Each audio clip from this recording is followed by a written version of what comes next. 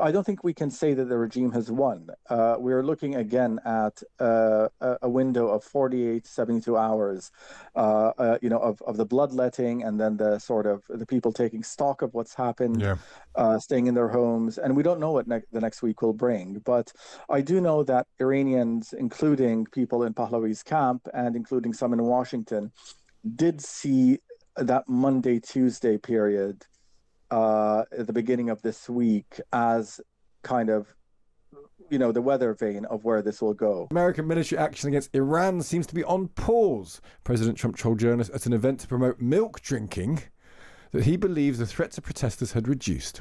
We've been told that the killing in Iran is stopping, and it's stopped, and it's stopping.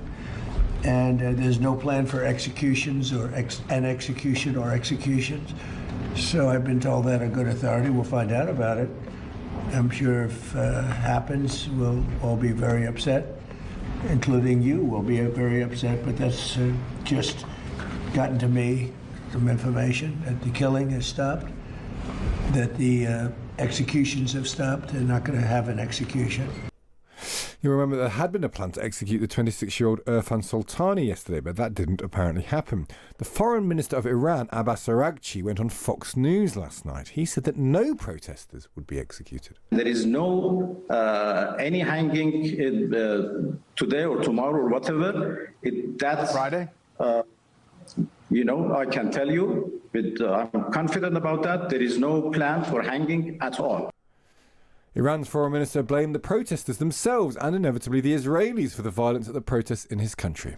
For 3 days, we had, in fact, fighting against terrorists and not, with the protesters. It was completely a different story.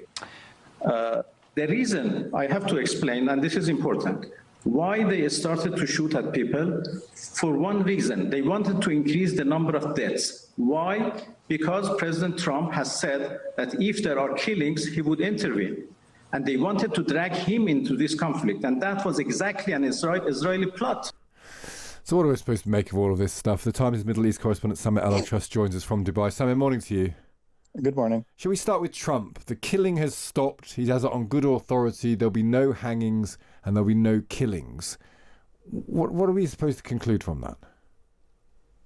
Well, two things. I mean, I think, first of all, it is somewhat accurate that the killings, I mean, I wouldn't say they have stopped, but they have diminished quite a bit because thousands were killed over the weekend and in recent days. So what we've been seeing for the past 48 hours, and obviously I'm going to have to caveat this by saying that it is very, very hard to speak to people in Iran, not just journalists, but also researchers and just everyday Iranians trying to, in the diaspora, trying to contact their families. So we're getting fragmented, really, accounts. But from what's becoming apparent is that most people, I was just talking with an Iranian friend of mine this morning, and he finally got a hold of his family, and he knows several people who've been killed, friends, relatives.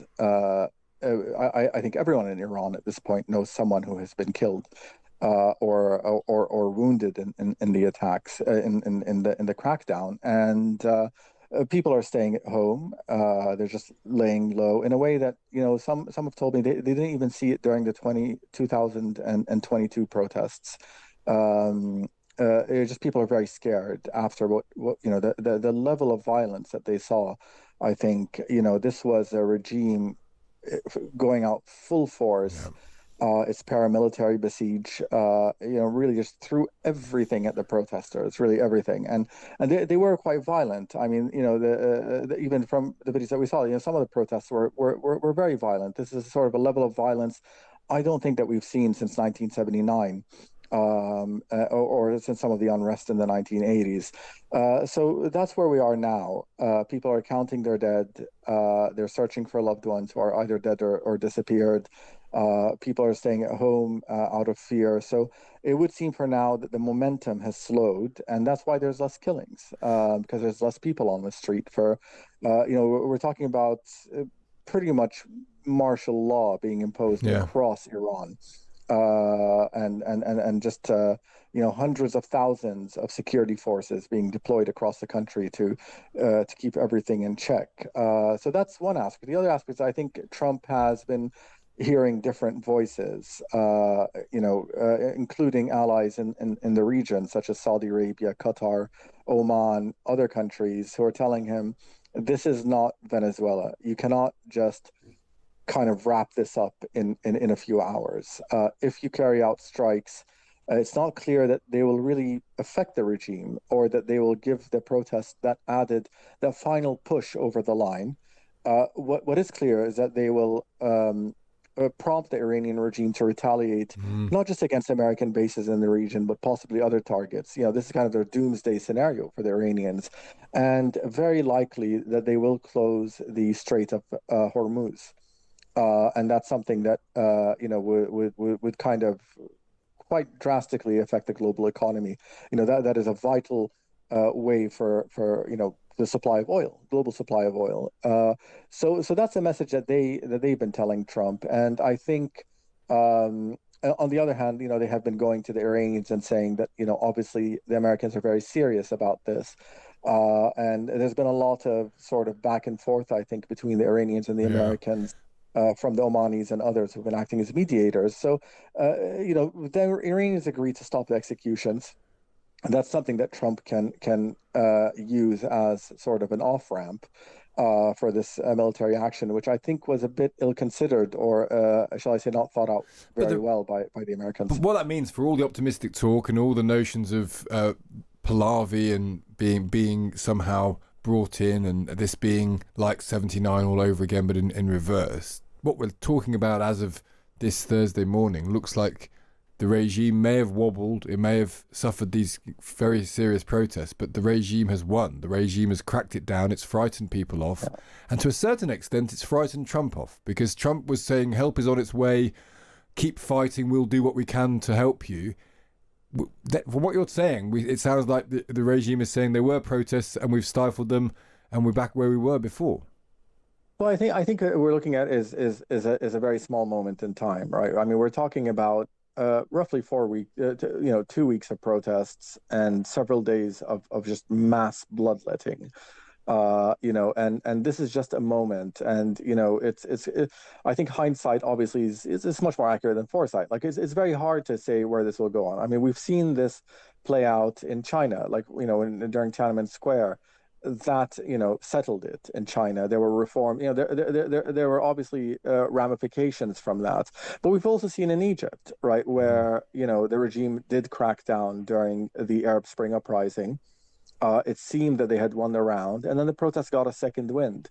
So it's very, very hard to predict where they'll go. I mean, I think what is clear is that there are some structural difficulties for the protesters. I mean, Trump did go out of his way to belittle Pahlavi yesterday, as you might have seen, saying, well, he doesn't really have the popularity. That would be an assessment that's coming from his intelligence services and from his diplomatic corps, saying, well, there are people who are very supportive of Pahlavi, but he can't unite the opposition. No. There are structural problems in unlike Egypt and some other Arab Spring regional examples that we could cite. There is no army to come in and save the day, right? I mean, the Iranian army is a hollowed out institution.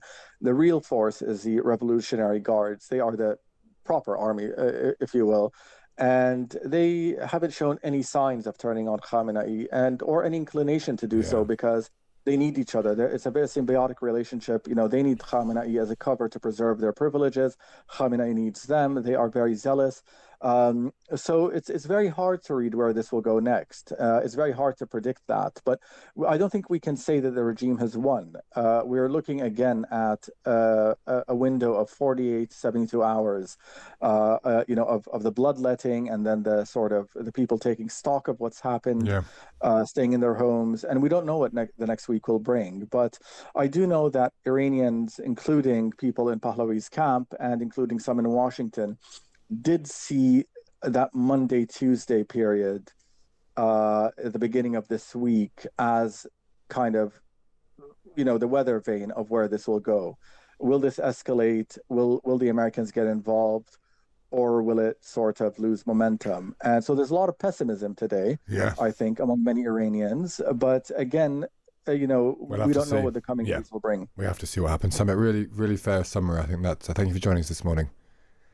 Samit Al-Atrush, the Times Middle East correspondent. The regime hasn't lost, but the regime hasn't won, he said. But I think it's fair to say that the regime has not lost in the last 3 or 4 days, despite what it might have looked like on Monday and Tuesday. Yeah.